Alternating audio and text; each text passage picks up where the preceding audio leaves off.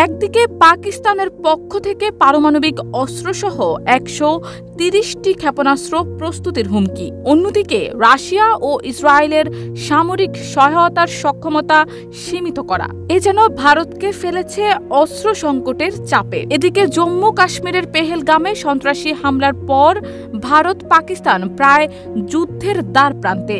এমন পরিস্থিতিতে ভারত অস্ত্রের জন্য সহায়তা আবেদন করেছে যুক্তরাষ্ট্রের কাছে। জানা গেছে, যুক্তরাষ্ট্রের কাছ থেকে ১৩ কোটি ১০ লাখ ডলার মূল্যের সামরিক সরঞ্জাম কিনছে ভারত।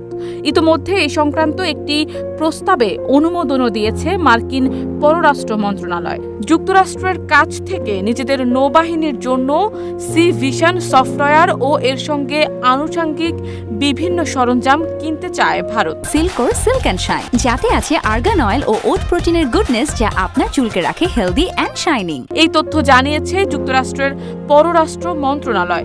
এক বিবৃতিতে বলা হয়েছে, কৌশলগত ঐক্যের অংশ হিসেবে ভারতের কাছে Indo Pacific maritime domain awareness software এবং আনুষঙ্গিক উপকরণ বিক্রয় সংক্রান্ত একটি প্রস্তাবের অনুমোদন দিয়েছে পররাষ্ট্র দপ্তর।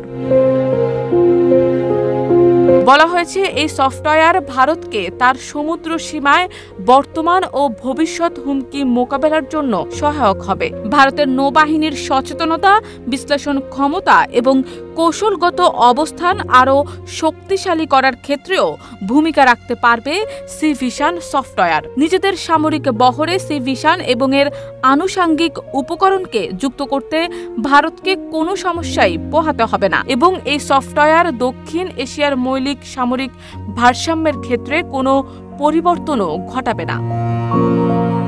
গত ২২ এপ্রিল পেহেলগামে সন্ত্রাসী হামলাকে কেন্দ্র করে গত ১১ দিন ধরে চরম উত্তেজনার মধ্যে আন্তর্জাতিক রাজনীতি ও নিরাপত্তা বিশ্লেষকদের আশঙ্কা, যে কোনো সময় যুদ্ধ বেঁধে যেতে পারে পরমাণু অস্ত্রধারী এই দুই দেশের মধ্যে। আর এমন আবহেই যুক্তরাষ্ট্রের কাছ থেকে সামরিক সরঞ্জাম কিনছে ভারত। জানা যায়, এর আগে ভারত রাশিয়া ও ইসরায়েলের কাছে সামরিক সহায়তা চেয়েছিল, কিন্তু এই দুই দেশের নিজস্ব সংকট তাদের সক্ষমতাকে সীমিত করে দিয়েছে। ভারতের জন্য এটি ছিল একটি বড় ধাক্কা, কারণ রাশিয়া দীর্ঘদিন ধরে ভারতের প্রধান অস্ত্র সরবরাহকারী মিত্র।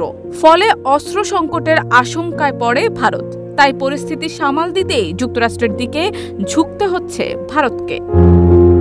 শারমিন নিশু, ঢাকা পোস্ট।